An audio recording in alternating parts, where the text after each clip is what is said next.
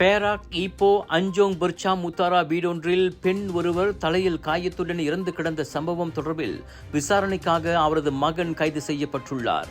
அந்த 30 வயது ஆடவர் சிறுநீர் பரிசோதனைக்காக கைது செய்யப்பட்டதை ஈப்போ போலீஸ் தலைவர் அசிஸ்டன்ட் கமிஷனர் அபாங் ஜைனால் ஆபிடின் அபாங் ஹமட் உறுதிப்படுத்தினார். எனினும் அதனை ஒரு கொலை சம்பவமாக வகைப்படுத்தும் தடயம் எதுவும் கிடைக்கவில்லை என ஜைனால் கூறினார். அதனால் அதனை ஒரு திடீர் மரணமாக போலீஸ் வகைப்படுத்தியுள்ளது. முன்னதாக 60 வயது பெண் ஒருவர் தலையில் காயத்துடன் வீட்டின் வரவேற்பு அறை கதவுக்கு பின்னால் இறந்து கிடப்பது குறித்து போலீசுக்கு தகவல் வழங்கப்பட்டது. உயிரிழந்த பெண்ணின் சடலம் சவ பரிசோதனைக்காக ராஜா பெருமாய்சூரி பைனோன் மருத்துவமனைக்கு கொண்டு செல்லப்பட்டது குறிப்பிடத்தக்கது.